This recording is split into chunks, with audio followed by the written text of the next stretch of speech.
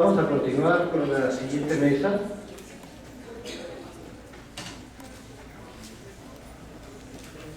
Vamos a dar inicio. Es un honor para mí el presentarles al maestro Uriel Tufiño Sandoval, quien es catedrático en la materia de Constitucional y Amparo, es experto en el sector público y es miembro del Instituto Panamericano de Derecho Procesal. A su lado está la doctora Isabel López Escobedo, es catedrática de la Universidad Autónoma Metropolitana y ella nos va a tocar un tema sobre la biotecnología tradicional y moderna. Quisiera que recibieran un aplauso. Y si nos pueden abrir el micrófono, por favor.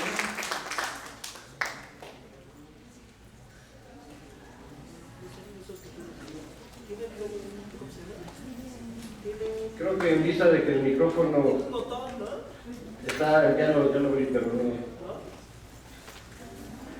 Les pediría a los ponentes pasaran a esta palestra para que desde aquí dictaran su cátedra. Gracias. Gracias, maestro. Ante todo, le agradezco mucho esta posibilidad del Instituto Panamericano de Derecho Procesal de poder participar en este encuentro en homenaje al doctor Humberto Briceño Sierra.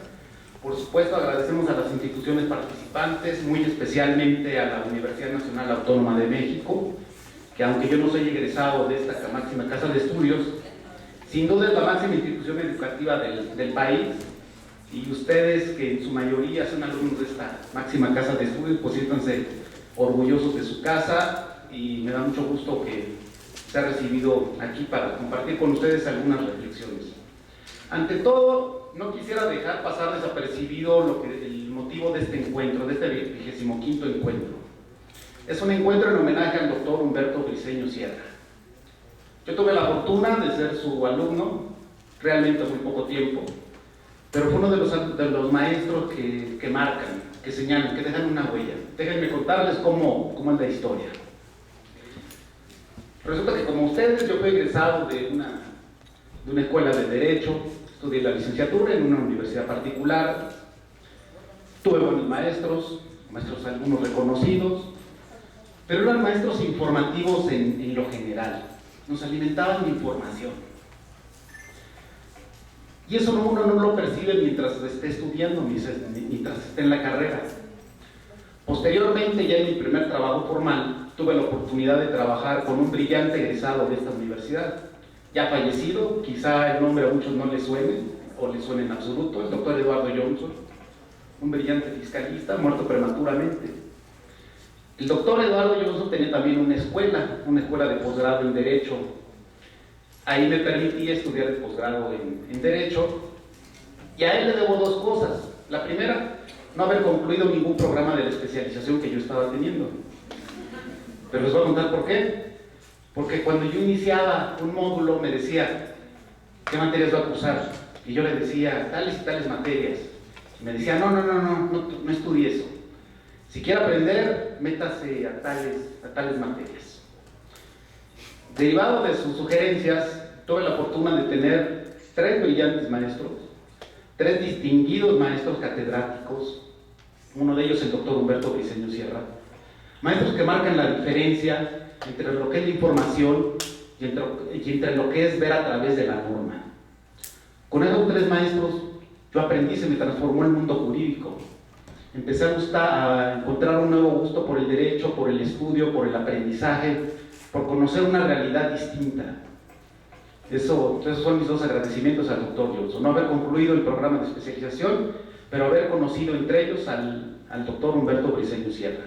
Y agradezco, por supuesto, aquí a su familia presente, que me den esta oportunidad de compartir estas reflexiones. El tema de esta mesa es el de las acciones colectivas. Es una figura relativamente nueva, o por lo menos que consideramos nueva, o más pomposamente se dice es un nuevo paradigma. No me gusta la palabra paradigma porque hay un abuso de la palabra paradigma. Es una palabra que acuña Tomás Kuhn en un maravilloso libro, La estructura de las revoluciones científicas, y de ahí empezamos a hablar de los paradigmas, los cambios, los patrones, los modelos que deben ser diferentes. Pero hablar de acciones colectivas aquí en nuestro país no me parece realmente que sea novedoso. Por ejemplo, en el fútbol se habla que España maneja el nuevo paradigma del tiki-taka. Y esto no es novedoso. Algunos buenos técnicos europeos de fútbol dicen que el verdadero origen del tiki-taka está en el fútbol mexicano, en las selecciones de los años 90. Que este es el verdadero origen. Que no lo pudimos continuar y vean, hoy estamos donde estamos. Estamos viendo el fracaso de un deporte colectivo, que es una contradicción. Parece que lo colectivo en los deportes no se nos da. Tenemos satisfacciones en lo individual, pero en lo colectivo parece que no se nos da. ¿Por qué? Porque nosotros queremos reinventar algo distinto a lo que nos pertenece. Nosotros tenemos que aprender a regresar a nuestro origen, a nuestra verdadera esencia. Durante muchos años, siguiendo con el tema del fútbol, los futbolistas mexicanos, las selecciones, querían jugar como en Europa, querían que jugáramos como los europeos. No somos europeos. Querían que jugáramos con la garra sudamericana. No somos sudamericanos. Lo nuestro era algo distinto. Cuando supimos encontrar eso, reformulamos un estilo propio, y es lo que esos técnicos europeos, no recuerdo el nombre, dijo que, que eran los antecedentes del tiki-taka. Bueno, y a propósito de las acciones colectivas, ahorita les voy a contar lo que pasa en la reforma constitucional y legal. Cuando Hernán Cortés llega aquí hace unos 500 años, llega a estas tierras, se asombra porque dice es que los aztecas no conocen la propiedad privada, y destaca la importancia que entre los pueblos indígenas tenían la propiedad y la explotación agrícola colectivas. Esto que ya observa Hernán Cortés hace 500 años se reproduce al día de hoy. Y no me quiero ir tan lejos, no me quiero ir a Chiapas, no me quiero ir a Oaxaca, no me quiero ir hacia el norte, me quedo en el Distrito Federal.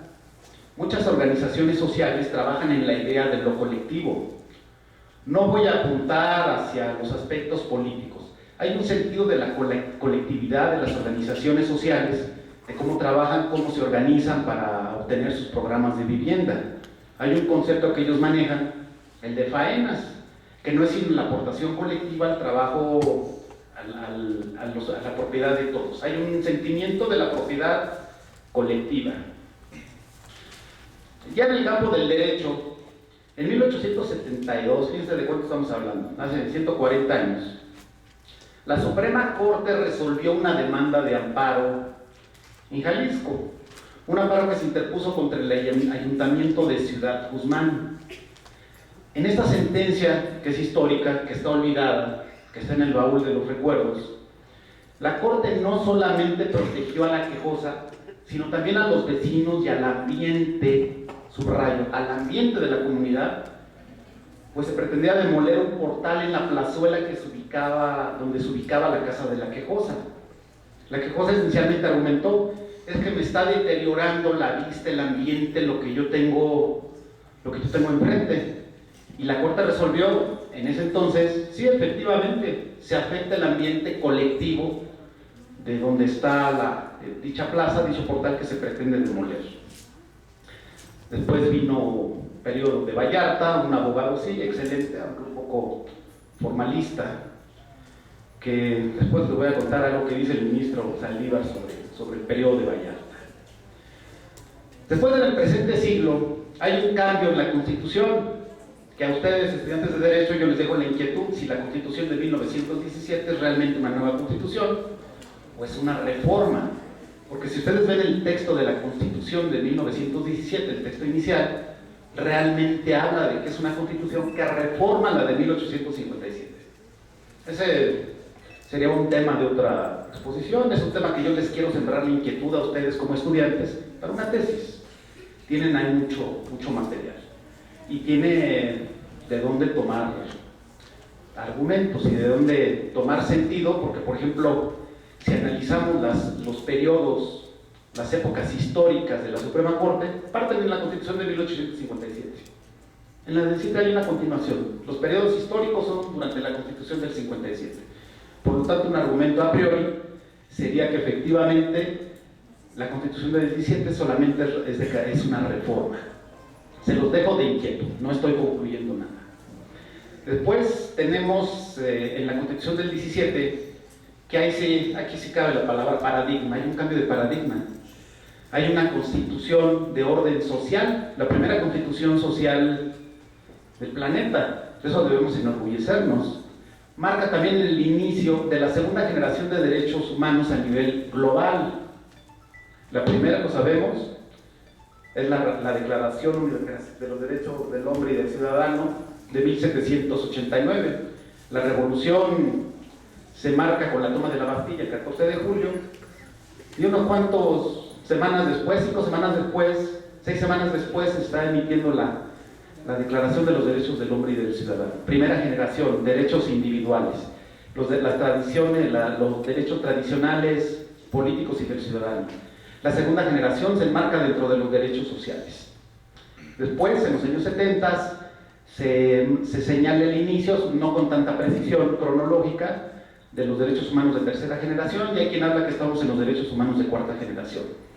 Esto es importante, porque pasamos de una tradición individual, en 1789, son las libertades individuales clásicas, obviamente hay tintes de lo colectivo, pero la segunda generación, sin duda, son derechos de todos, son derechos colectivos, son derechos sociales. El término que entonces se acuña es el de derechos sociales. Derivado de esto, en los años 50, el maestro Trueba Urbina no le convence la idea de que los derechos sociales estén protegidos por un juicio de amparo de carácter individualista. Él dice que es una incongruencia que una institución de carácter individualista proteja los derechos sociales. Él no buscó, impulsó el contenido de un derecho social, que si lo traducimos al día de hoy sería lo más parecido a una acción de naturaleza colectiva. Posteriormente, en los años 70 vemos la evolución de distintos tipos de acciones y llegamos a distintos momentos que transitan en la incertidumbre jurídica, donde no hay una definición, donde prevalece el criterio del interés jurídico por sobre el interés simple, por sobre el interés legítimo, que en ese momento todavía no se concebía, y por supuesto por sobre el interés social. Sin embargo, en todo este inter, vamos a fijarnos en algunas legislaciones. Por ejemplo, la ley de amparo que estuvo vigente en los años 60.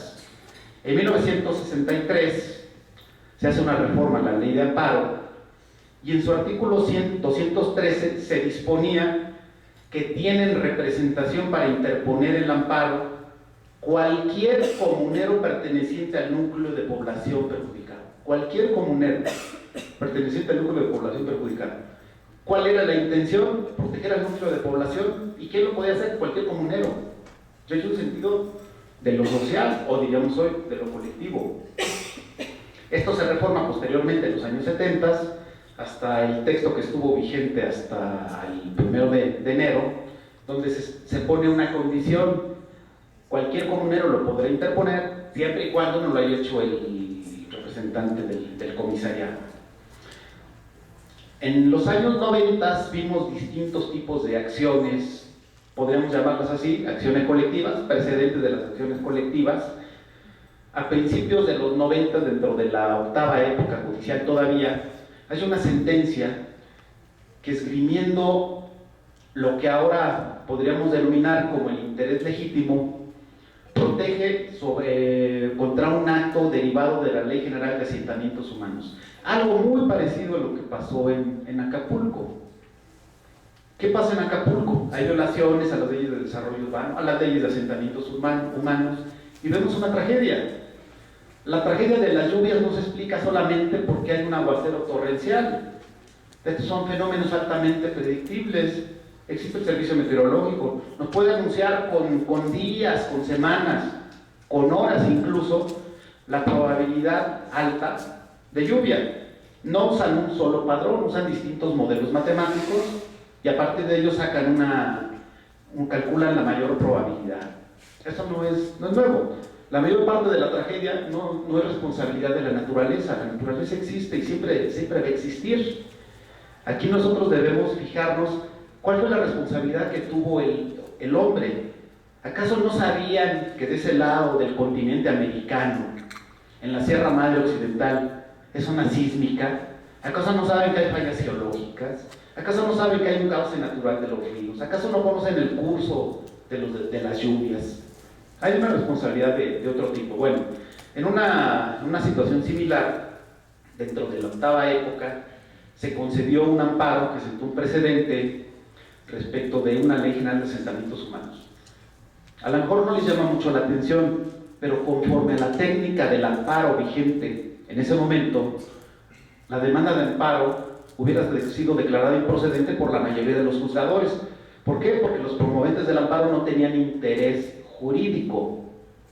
Ahora podemos argumentar el interés legítimo, no solamente decirlo, tenemos que argumentarlo, tenemos que demostrar, expresar de manera argumentada por qué hay un interés jurídico, un interés legítimo. En ese momento fue paradigmático porque se aceptó una demanda donde no se demostraba el interés jurídico entendido como un derecho subjetivo.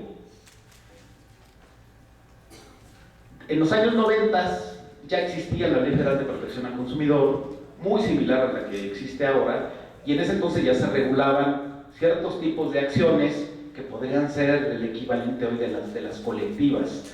Y así hubo, cuando los usuarios de líneas aéreas de Aviaxa, de Azteca, espero que no me cobren el comercial, bueno, ya ni existen esas líneas de Aviaxa, Azteca, tenían fallas, la Procuraduría Federal del Consumidor inició procedimientos en contra de estas empresas, protegiendo el interés colectivo. También, aquí en esta casa de estudios hace 10 años, 2003, el Instituto de Investigaciones Jurídicas organizó un coloquio sobre acciones para la tutela de los intereses colectivos y de grupo. Los enfoques y las mesas que se dieron en ese momento estaban fundamentalmente orientados a exponer cómo se manejan en otros países las acciones colectivas, no tanto en México, porque es un tema, entre comillas, novedoso. Reitero, tenemos antecedentes muy nuestros, pero en ese momento lo que teníamos eran los referentes de derecho internacional. Bueno, entramos al punto. 29 de julio de 2010 se publicó en el Diario Oficial la reforma al artículo 17 constitucional a propuesta del entonces senador Jesús Murillo Caram, hoy Procurador General de la República. Mediante esta reforma se adicionó un tercer párrafo al artículo 17 constitucional y la redacción está en los siguientes términos. Pongan atención y no pierdan de vista que es el artículo 17 constitucional, que está dentro del capítulo de Derechos Humanos. El Congreso de la Unión expedirá las leyes que regulen las acciones colectivas. Tales leyes determinarán las materias de aplicación, los procedimientos judiciales y los mecanismos de reparación del daño. Los jueces federales reconocerán de forma exclusiva sobre estos procedimientos y mecanismos. Hubo aplausos, dijeron, qué bueno, vamos avanzando, es un mundo distinto, una nueva concepción del derecho, estamos rompiendo paradigmas. Pero vamos a analizarlo con calma, vamos desglosando algunas cosas que reflejamos aquí, tan solo en esta redacción de este tercer párrafo. La primera crítica que podríamos hacer es el capítulo de derechos humanos de la Constitución, el lugar para establecer una acción colectiva. Es el lugar para fijar competencia de los jueces. Yo creo que no, hay un error de técnica. Bueno, ni siquiera hubo una adecuación al artículo 104 constitucional, donde nos establece las atribuciones del Poder Judicial de la Federación. Segundo aspecto, está excluyendo a la competencia de los estados. En otras palabras, es una reforma que rompe el federalismo, es una reforma donde dice es una facultad exclusiva del Congreso de la Unión regular las acciones colectivas. Por lo tanto, si yo me pregunto qué va a pasar cuando haya un conflicto con las legislaciones locales que han previsto, tienen contemplados mecanismos similares a las acciones colectivas reguladas en la reforma legal a nivel federal. ¿Es una facultad exclusiva? ¿Es una facultad concurrente? No es concurrente, es una facultad exclusiva y quizá prohibitiva para las entidades federativas. Recuerden ustedes, no solamente hay facultades exclusivas, facultades concurrentes, también hay facultades prohibitivas. No sé si esta redacción alcanza para considerarla como una facultad prohibitiva para las entidades, pero evidentemente esto las excluye a las legislaturas de los estados de regular este tipo de acciones. Por lo mismo, establece que solamente los jueces federales deben conocer de forma exclusiva sobre estos procedimientos y mecanismos. Entonces, los 31 estados y el Distrito Federal no podemos acudir a las acciones colectivas porque la Constitución no lo prevé, porque está diciendo que es una facultad exclusiva de la Federación, porque solamente los jueces federales pueden conocer de ellos. Entonces nosotros, como habitantes del Distrito Federal, no podemos invocar una acción colectiva. Esa sería la conclusión. Imagínense ahorita en Acapulco.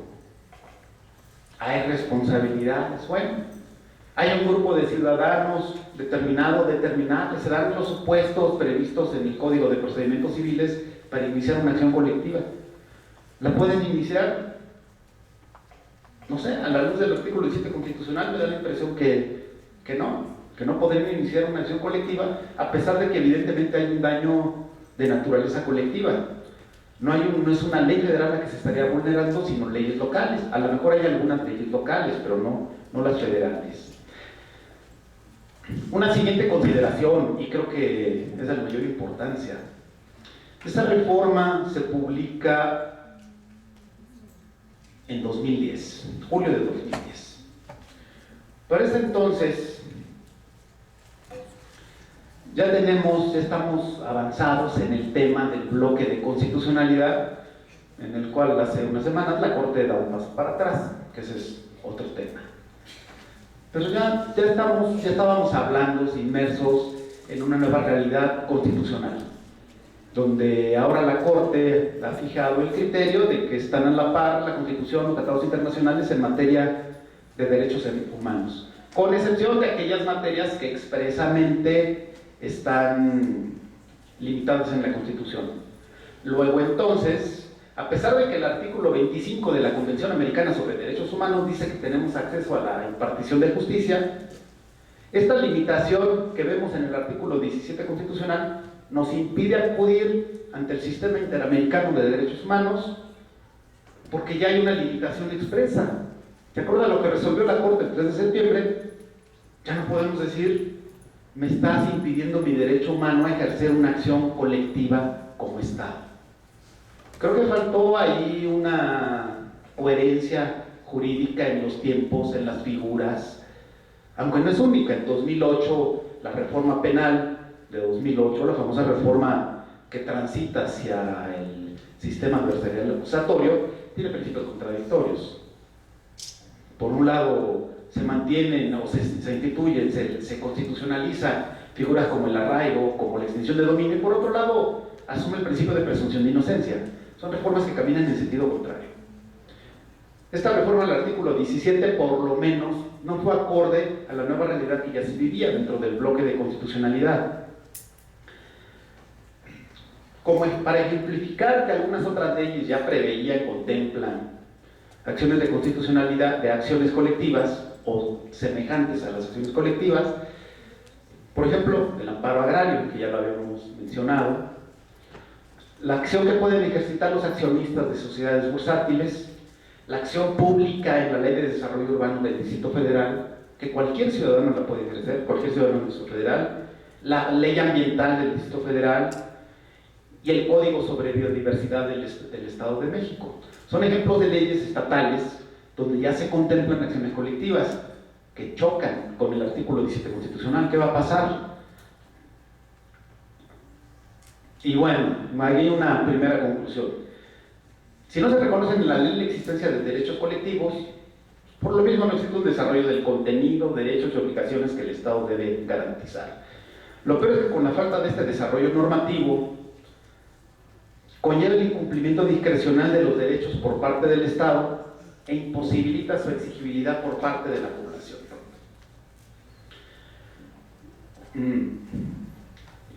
Ahora, estamos en la reforma constitucional, ese es el antecedente. Nacen las acciones colectivas en México. ¿Cómo se definen estas acciones colectivas? El término es vago. A nivel mundial se han usado distintas palabras, distintos conceptos para referirse a las acciones colectivas.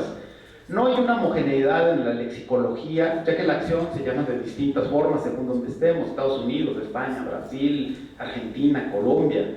Se habla de derechos o intereses colectivos, difusos, sociales, de grupo, de clase, de serie, de sector, de categoría, de incidencia colectiva, dispersos, propagados, fragmentarios, sin estructura, transpersonales, individuales y otras denominaciones. A quien no comprende habla de derechos difusos, confusos y confusos. Hay distintas denominaciones, hay distintas expresiones, distintos alcances. Antonio Gide, brasileño, que se considera de los non plus ultras en la materia, define que a la acción colectiva como una acción promovida por un representante que tiene una legitimidad colectiva para proteger el derecho que pertenece a un grupo de personas y cuyo grupo obligará al grupo como un todo. Es el sentido de la colectividad. Yo actúo por medio de un representante, alego un interés, un derecho difuso, me protege a mí y contra otro grupo. Las distinciones que nosotros podemos encontrar es que el derecho difuso, su titularidad corresponde a un número indeterminado de personas, en tanto que un derecho colectivo pertenece a un número determinado o determinable. En Brasil, por ejemplo, se distinguen de esta forma los intereses colectivos y difusos. En los primeros hay un vínculo jurídico y en los difusos la base son factores de hecho. Y se entiende por interés difuso aquel en el cual hay un interés común, el interés colectivo, el interés común de un grupo dentro de un sector. En los años 80 en Brasil se publicó la primera ley diseñada para aplicar la protección del medio ambiente, del consumidor y los derechos de valor artístico, turístico y de paisaje. No solamente relaciones de consumo como se hacen en nuestro país. Bueno, esta reforma constitucional, el artículo 17, generó muchas expectativas, porque decían, ya hay un reconocimiento de lo colectivo, ya vamos a tener los ciudadanos o un grupo, un sector, la posibilidad de interponer una acción que nos beneficia a muchos, porque algo nos perjudica. Se pensaba en la posibilidad de que se promulgara, se elaborara una ley general de